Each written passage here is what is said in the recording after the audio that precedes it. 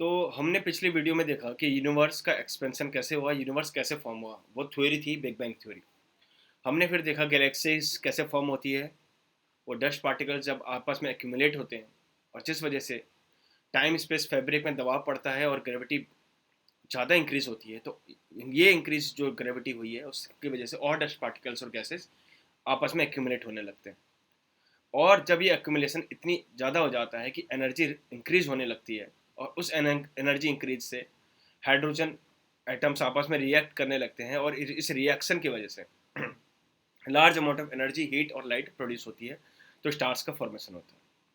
अब हम इसमें जानेंगे कि जो सन है हमारा स्टार, वो कैसे, उसके कितने, उसका स्ट्रक्चर कैसा है। तो जो अगर हम यहाँ पर देखें कि सन के 3 पार्ट्स हैं। अगर हम इंटरनल स्ट्रक्चर की बात करें, इंटरनल स्ट्रक्चर मतलब सन का जो आउटर सरफेस है उसके इंटरनल स्ट्रक्चर की बात कर रहे हैं। तो उसमें कोर है। तो उसमें क्या है? कोर, रेडिएटिव जोन और कन्वेक्टिव जोन। सन का इंटरनल स्ट्रक्चर कैसा है? ये सन है हमारा। इस सन का सबसे अंदर जो पार्ट है उसको हम बोलते हैं कोर। उसके मिडिल पार्ट को हम बोलते हैं रेडिएटिव जोन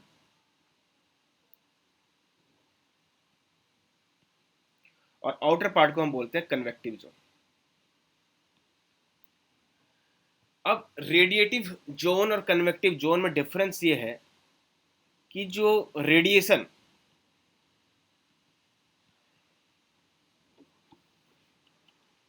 रेडिएशन कन्वेक्शन और कंडक्शन, ये एक माध्यम होते हैं। They are medium, they are not medium, they are ways of transfer of heat. Ways of transfer of heat, इसका मतलब क्या है? Ways of transfer of heat का मतलब, अगर हम एक मीडियम से, किसी एक मीडियम से या फिर एक ऑब्जेक्ट से या फिर एक प्लेस से दूसरे प्लेस, मीडियम या ऑब्जेक्ट में हमको हीट ट्रांसफर करनी है, तो वो किस तरह से ट्रांसफर होगी? उदाहरण के लिए अगर हम कंडक्शन को समझें, आपने एक लोहे की रॉड ली और इस लोहे की रॉड को आपने एक जगह से हीट प्रोवाइड करना शुरू करा। थोड़ी देर बाद देखोगे आपने हीट तो यहाँ प्रोवाइड करी, लेकिन पूरा लोहे का रॉड गर्म हो गया। ठीक है, हीटअप हो गया। यहाँ छुओगे तो भी हीटअप हो जाएगा। जैसे हम गैस में कुछ पकाते हैं, हीट यहाँ देते हैं लेकिन पतीली यहाँ पर भी गर्म हो जाती है। तो ये किस वजह से होता है? ये एटम्स जो इंटरनली ट्रांसफर कर रहे हैं एक दूसरे को हीट, कोई भी मैटर होता है वो एटम से बना रहता है, वो एटम्स हीटअप होके अपनी एनर्जी दूसरे एटम्स को ट्रांसफर कर रहे हैं। फिर वो हीटअप हुआ, उसने अपनी एनर्जी दूसरे को ट्रांसफर करी। इस वजह से धीरे धीरे धीरे धीरे पूरी जगह हीट ट्रांसफर हो गया। इसको कहते हैं कंडक्शन। ठीक है, ये मैक्सिमम मेनली सॉलिड बॉडीज में ही होता है। कन्वेक्शन क्या होता है? कन्वेक्शन होता है लिक्विड या फिर गैसियस स्टेट में। 3 स्टेट होते हैं किसी भी मैटर के: सॉलिड, लिक्विड और गैसियस स्टेट। जैसे वाटर है, वाटर सॉलिड स्टेट में आइस, लिक्विड स्टेट में वाटर और गैसियस स्टेट में वाटर वेपर होता है। ठीक है, उसी तरह 3 स्टेट होते हैं। तो कन्वेक्शन लिक्विड और गैसियस स्टेट में होता है। फॉर एग्जांपल, ये बाल्टी है, आपने पानी की रॉड डाल दी यहाँ पर।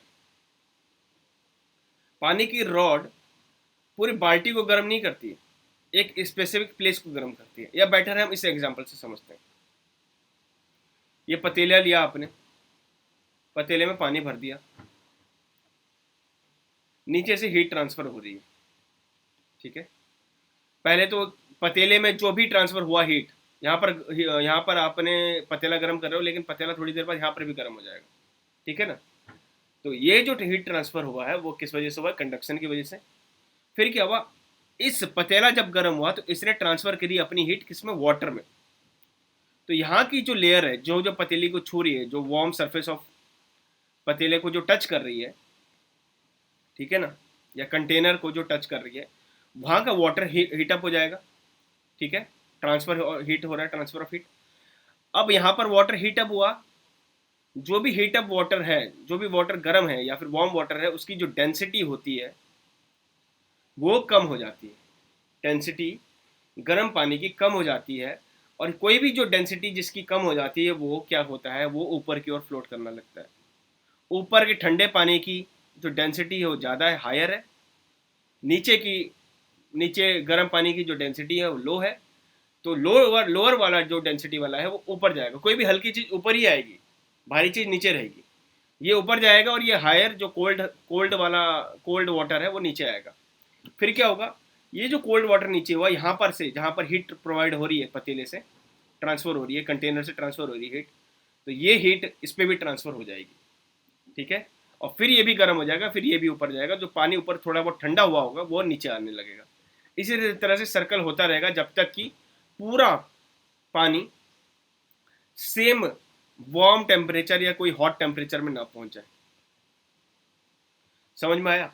अगर एक पानी है, पानी गर्म होने पर ऊपर की ओर जाएगा, ठंडा पानी नीचे की ओर आएगा, क्योंकि ये हैवी है, और गर्म पानी लाइटर है, लेस डेंस है।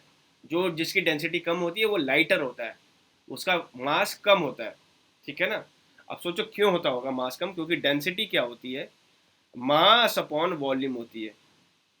मास आपका सेम है, पर हीट अप करने में, अब कोई भी चीज़ हीट करते हैं तो उसका वॉल्यूम एक्सपेंड होता है। वॉल्यूम एक्सपेंड होने से डेंसिटी कम हो जाएगी, ये चीज़ बढ़ेगी, ये चीज़ सेम है, तो ये चीज़ बढ़ने से जो ये फॉर्मूला आएगा डेंसिटी का वो कम हो जाएगा ना। सोचना इस बारे में, ठीक है। कुछ मैंने समझा दिया है, और थोड़ा खुद भी सोचना। डेंसिटी कम हो जाती है, किसी का भी वॉल्यूम एक्सपेंड होता है।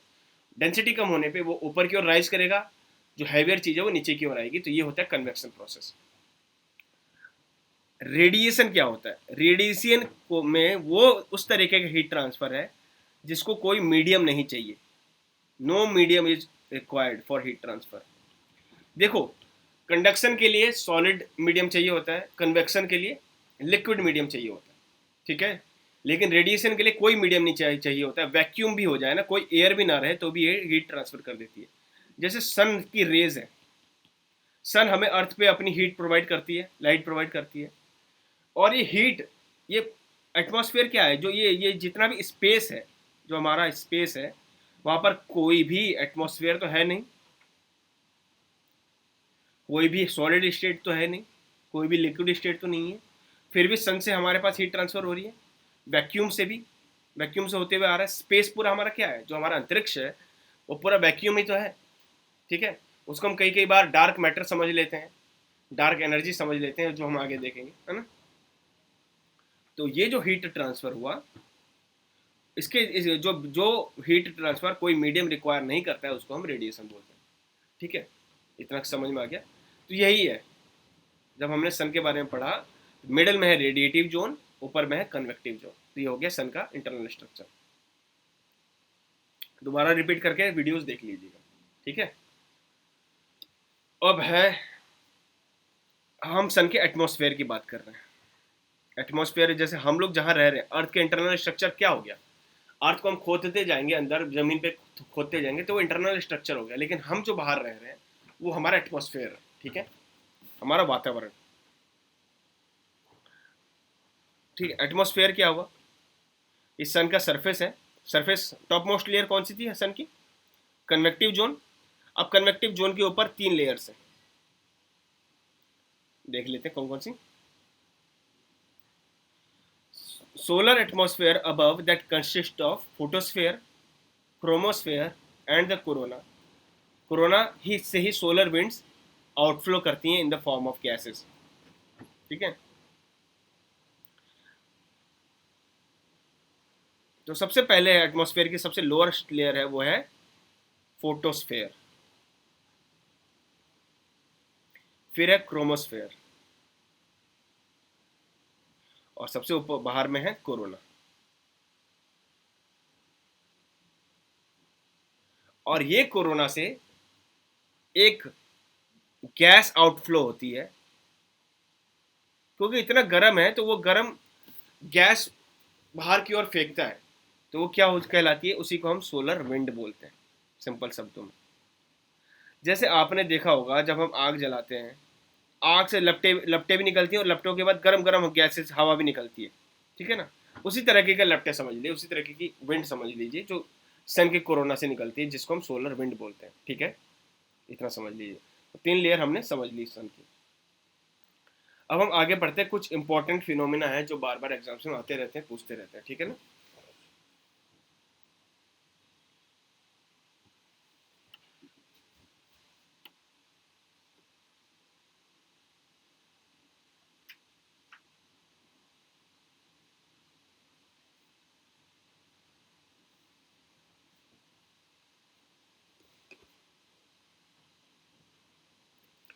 तो पहला फिनोमिना है वो है सन स्पॉट, ठीक है। सन स्पॉट क्या होता है? Sun spot is a dark patch on the surface of the sun, ठीक है। Sun spot appears as a dark areas because they are about 500 to 1500 degree Celsius cooler than the surrounding chromosphere, ठीक है। The individual sunspot has a lifetime ranging from few days to few months.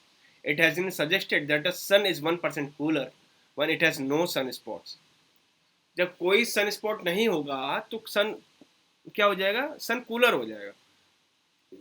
And this variation in the solar radiation might affect the climates of the earth. अब हम समझते हैं.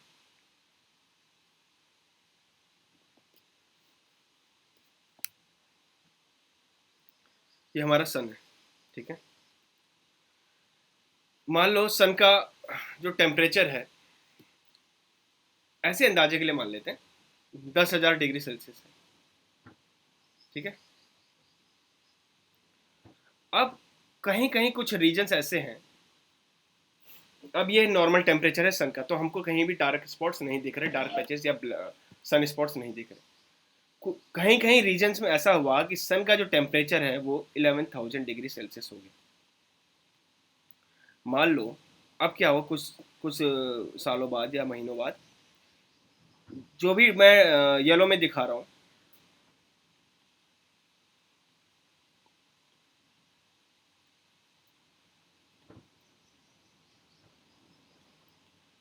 जो भी मैं yellow में दिखा रहा हूँ वहाँ का टेम्परेचर हो गया है 11,000 डिग्री सेल्सियस, ठीक है.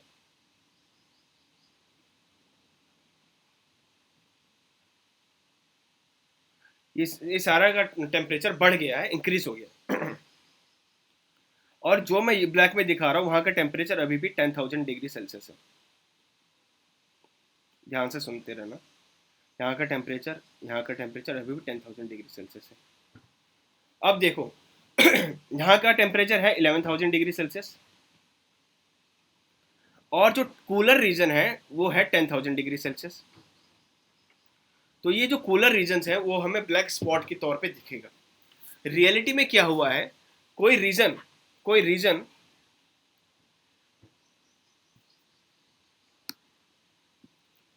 रीजन सन का ठंडा नहीं हुआ है, बल्कि बाकी रीजन्स उसके के टेम्परेचर में ज़्यादा बढ़ोतरी आ गई है, जिस वजह से जो टेम्परेचर सेम था, जो सेम टेम्परेचर पे थे, वो ब्लैक स्पॉट के तौर पे दिखने लगे. इसका मतलब है ब्लैक स्पॉट वो रीजन तो है जो सन के कूलर रीजन्स हैं, लेकिन रियलिटी में क्या हुआ है, वो टेम्परेचर अपना कांस्टेंट मेंटेन करे हुए हैं. 10,000 डिग्री सेल्सियस पहले भी था, अभी भी है, लेकिन बाकी जो सन है उसका टेम्परेचर राइज हो गया है, ठीक है. तो सन स्पॉट्स जब दिखते हैं, इसका मतलब सन का टेम्परेचर ज़्यादा बढ़ रहा है, ठीक है ना. ये है मतलब, जब भी सन स्पॉट्स दिखेंगे तो सन का टेम्परेचर बढ़ रहा होता है, ठीक है. और ब्लैक स्पॉट्स किस वजह से होते हैं? वो ब्लैक स्पॉट्स होते हैं जो अपना टेम्परेचर मेंटेन किए हुए हैं, लेकिन बाकी रीजन ऑफ द सन का टेम्परेचर बढ़ चुका है, ठीक है. तो ये होता है सन स्पॉट.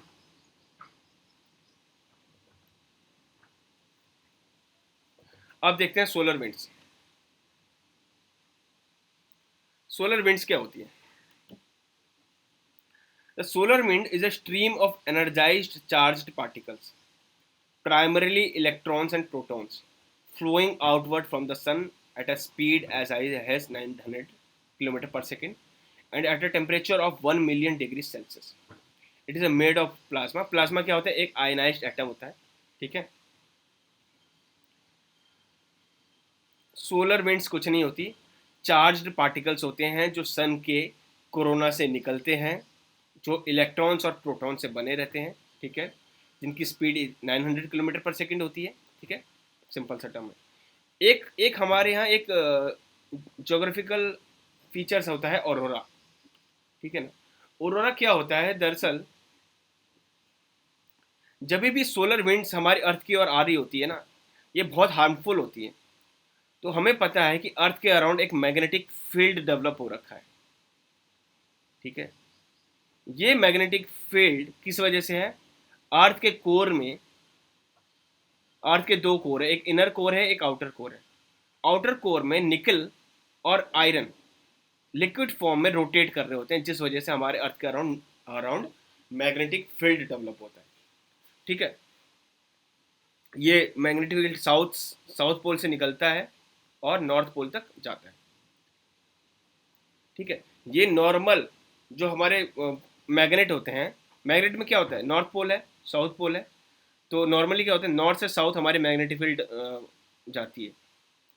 लेकिन क्योंकि हमें समझने के लिए हमने अर्थ के नॉर्थ को इस साइड रखा है, साउथ को इस साइड रखा है। रियल मैग्नेट की अगर हम बात करें तो रियल मैग्नेट जो अर्थ का होगा उसका नॉर्थ इधर होगा, साउथ इधर होगा, क्योंकि नॉर्थ हमारा, नॉर्थ से ही हमारी मैग्नेटिक फील्ड निकलती है और साउथ तक जाती है, ठीक है।